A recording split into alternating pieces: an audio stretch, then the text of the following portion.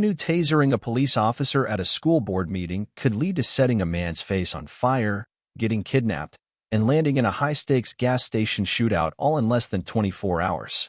Well, Dorothy, Lyon, Juno Temple, certainly knew from the moment her fingerprints were taken at the station that her mysterious past was bound to haunt her in the Season 5 premiere of FX's anthology series, Fargo. After surviving the ordeal, which she denies ever happened, spends the series' second episode preparing for her inevitable round 2 against Sheriff Roy Tillman, Jon Hamm. To find out what lies ahead for this season, EW spoke with showrunner Noah Hawley about the premiere and why Roy won't stop until he gets her back. The premiere is filled with nods to the original Coen brothers film, from the definition of Minnesota Nice to It's a Beautiful Day to Dot's kidnapping scene. Noah Hawley: we literally recreated the beginning of the kidnapping with Juno while she's knitting and watching the morning show.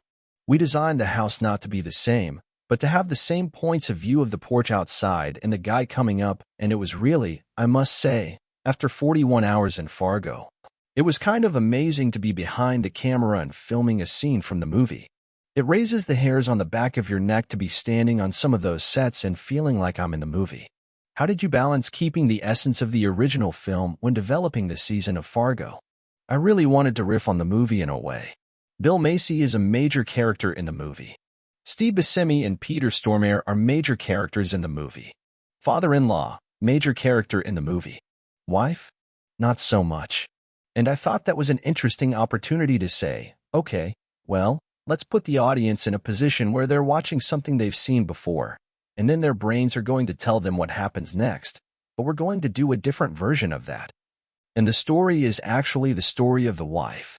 The first episode opens with Dot being arrested after she tasers a police officer during a school board meeting brawl. How did this become the season's inciting incident? It was sort of the inciting image in my mind. Just as I wanted to tell a story that was more concise and propulsive, I wanted to hard start, and I thought that this idea of Minnesota nice, that's what Fargo's built on, this idea that some people will act nice no matter what they're thinking. To define the term Minnesota nice and then open with this school board brawl, it felt like both a good joke, but also now you're completely oriented. Then when you find Dot in the middle of this crowd, she's the only one who's not engaged in some kind of nobody's listening to me aggression. You go, okay, so she is the one decent person left who still thinks that people shouldn't act like this toward each other. It tells you a lot very quickly in a series of images. It all kicks off when two men break into Dot's house and she defends herself by lighting one of their faces on fire. Did you experiment with having Dot use any other household items to protect herself? I mapped it out pretty clearly. There were definitely moments on set where I saw an opportunity and I played with it, even some design elements.